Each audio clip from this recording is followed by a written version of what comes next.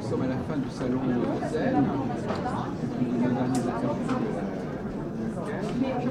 Alors nous, ce qui nous intéresse, c'est notre travail sur la psychologie féminine, les figures féminines, comment les femmes fonctionnent. Donc quelque part, les femmes sont des acteurs importants de la société et les problèmes qu'elles ont aider l'ensemble de la population.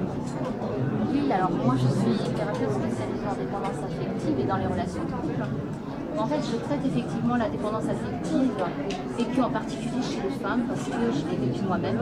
C'est quelque chose dont je suis consciente et dont j'ai guéri en mettant au point ma propre méthode après plusieurs années de réflexion et d'introspection. Et d'expérience. Et d'expérience surtout, puisque c'est effectivement ma propre expérience. En fait, je me suis rendu compte que ce qui fait qu'on souffre de la dépendance affective, c'est le fait que ça a un lien, tout ce que nous vivons dans nos relations sentimentales a toujours un lien avec les blessures qui ont été activées dans notre enfance.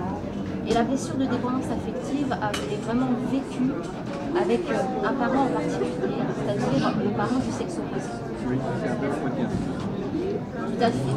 Alors ça ne veut pas dire que j'ai uniquement manqué d'amour de la part de mon parent du sexe opposé. D'ailleurs, je n'ai pas manqué d'amour, c'est juste ma perception. L'enfant se construit simplement en ayant la perception qu'il n'a pas eu l'amour dont il a besoin, à la hauteur de ses besoins en fait.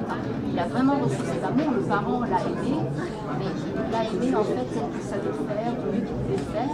Et l'enfant s'est construit avec ses différences affectives et il va... Ce qui est curieux, c'est qu'en fait, on prenait un peu le contre-pied de... Parce que pour beaucoup d'hôpitalistes, c'est plutôt l'homme qui a des problèmes. Pour le contexte de dire, c'est lui qui a un problème avec sa mère, vous êtes plutôt dans les critiques de l'analyse de la femme par rapport à son père. Un amour impossible en quelque sorte. L'homme n'a pas les mêmes problèmes à régler avec sa mère. C'est un peu différent. Alors, peut-être que moi, je ne peux pas me positionner à la place de l'homme complètement, parce que je suis moi-même une femme, donc ce que j'ai analysé, c'est surtout la femme. La femme va se positionner dans un contexte où, en fait, sans s'en rendre compte, elle met le papa sur un piédestal. Et c'est ce qu'elle va faire en fait avec les partenaires en général. Elle les met sur un tel piédestal qu'elle se sent incapable de leur arriver à la cheville et elle ne se sent exister qu'à travers leur regard, qu'à travers leur présence. Donc elle a besoin en permanence d'être rassurée sur leurs sentiments et elle est convaincue que c'est le partenaire qui peut lui apporter en fait l'amour dont elle a manqué quand elle était enfant. Et tout ça dans l'inconscience, elle n'est pas consciente de tout ça. Elle est persuadée que ce partenaire en fait peut combler ce vide affectif avec lequel elle s'est construite. Donc elle va être du genre, très rapidement, dès qu'elle entre en relation, à s'accrocher à l'autre. Dès l'instant où elle se sent en insécurité dans la relation, elle va s'accrocher à l'autre, elle va avoir peur d'être trahie, d'être abandonnée. Et plus elle s'accroche à l'autre, et plus l'autre est fuit, parce que l'autre se sent envahi.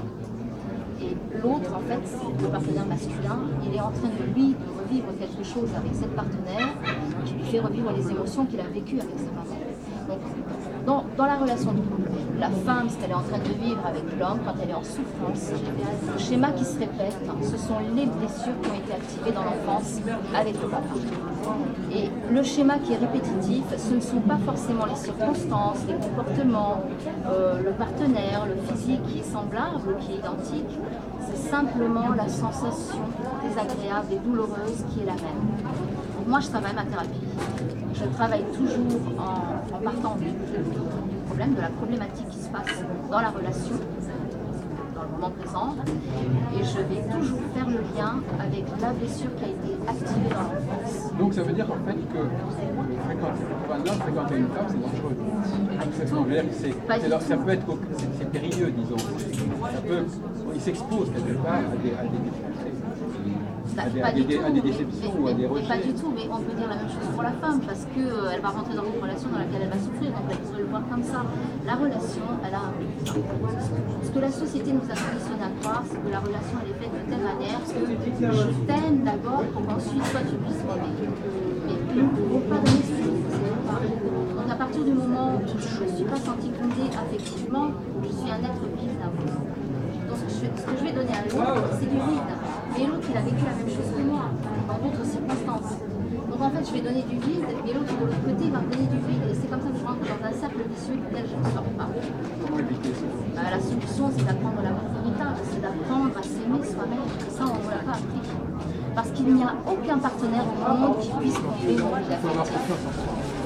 Effectivement, il y a la confiance en soi, et tout ça, ça se travaille, c'est une reprogrammation mentale, c'est se nourrir et s'accomplir en tant qu'être.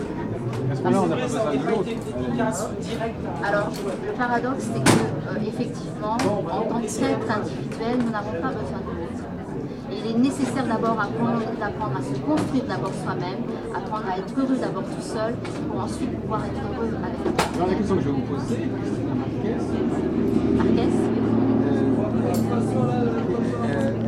est-ce qu'il y a vraiment une raison profonde pour créer un couple? Est-ce que vraiment ça fait sens ou est-ce que c'est une sorte de concept visionnaire qui n'est pas, à part la est-ce que c'est vraiment un apport important de faire un couple? bien sûr, selon moi, le but de la relation à deux, d'ailleurs qu'elle soit sentimentale, qu'elle soit d'un autre ordre, peu importe, que ce soit une relation familiale, professionnelle, amicale, il n'y a qu'un seul but pour moi, je suis là en tant qu'être pour évoluer. Et l'autre, il est toujours mon miroir. À travers l'autre, j'apprends à me connaître et j'apprends à définir ce que l'autre me montre de moi, le reflet que l'autre me montre. Est-ce que c'est ce que j'ai vraiment envie d'être? Est-ce que ça représente l'image la plus élevée de ce que je veux être? En fonction de ça, je vais... Ah oui, on va... Non, c'est pas ça, c'est qu'on va être obligé d'aller à côté pour parce que j'ai pas assez genre rechargé.